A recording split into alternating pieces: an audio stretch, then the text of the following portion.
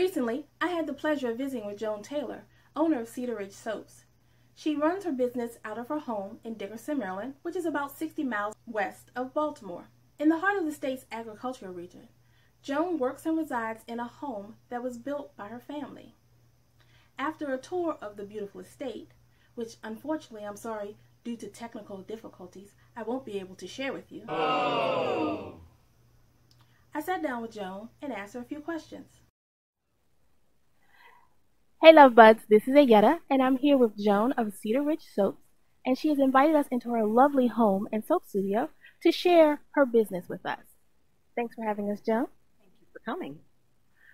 So tell me, what got you started in soaping?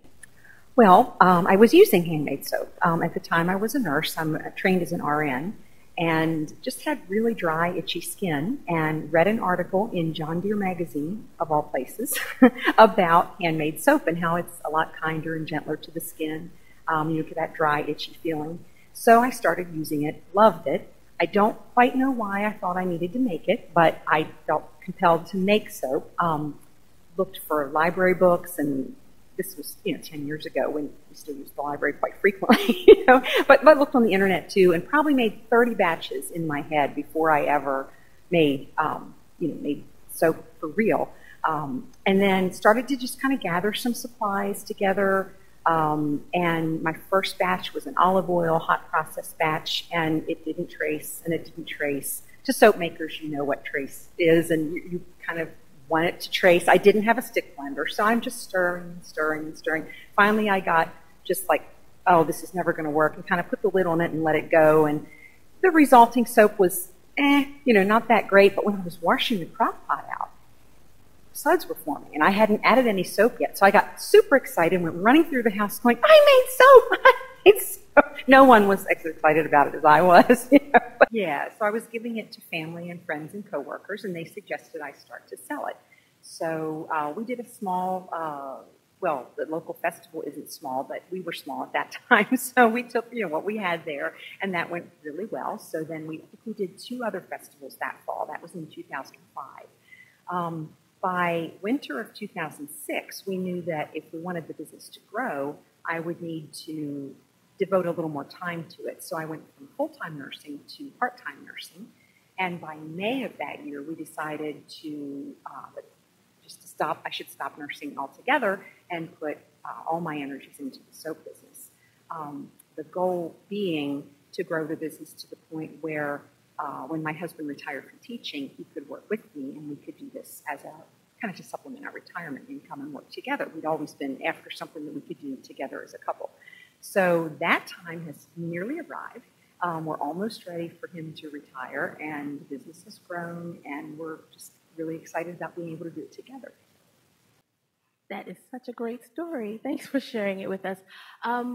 So tell us about your soap that you offer now. What's the company like? What are you offering? What services, what products, things of that nature?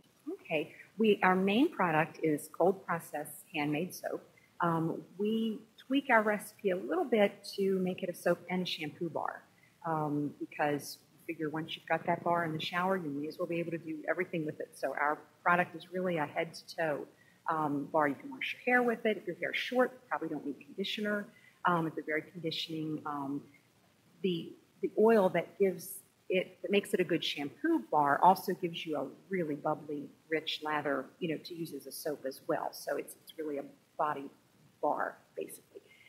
In addition to that, we do lotions, we do lip balms, we do body butters, we do lip glosses, we do mineral makeup, and the lip glosses are also colored with minerals. So you get some color, but it's all natural. We do Dead Sea bath soaks, we do body sprays, we do air fresheners. Some of our products are scented with essential oils, and others are scented with fragrance oils. So the essential oil soaps are going to be completely natural, no artificial ingredients at all. There are some scents that our customers like that you can't find in, there's nothing you can get from a pomegranate that's going to smell like a pomegranate. So to make a nice pomegranate soap, you need a pomegranate fragrance oil. But we put that on our packaging and on our website so people know if they want a completely natural soap, they know which soaps to look at. When we set up at a festival, we try to kind of put everything together so that people know, well, this stand is all natural soaps, and this stand, they might have some synthetic fragrance oils in them. So, I think that's what we make our own soap dishes, because the key to keeping a handcrafted soap, we cut it down, we put grooves in it. Great. So the whole family's involved in that process. Tell me, what is your favorite product? My favorite product is probably my Peppermint tea tree soap and shampoo line. Yeah, I love peppermint. Mint of any kind, really. So that's any person in history. I think I'm still a nurse at heart, so I would probably be really interested in speaking to someone like Linda Richards. She was a sort of a nursing pioneer back in the early part of the, I want to say 1800s. But she was instrumental in getting trained nurses. Up until then, nurses didn't have official training. So I think that I like the idea of nursing and taking care of people, and I feel like I'm still taking care of people, by helping them take care of their skin. But it would probably be someone like Linda Richards, possibly Clara Barton or Florence Nightingale, just one of those famous nursing pioneers. Thank you so much. She's awesome, isn't she?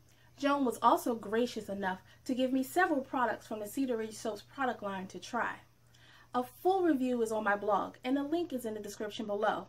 But one thing I must note is that this air freshener is awesome and a must-have for any home. Well, that's all for me for now. If you like this video, make sure to comment below, like, share, subscribe to the channel. So, until next time, peace, love, and lots of bubbles.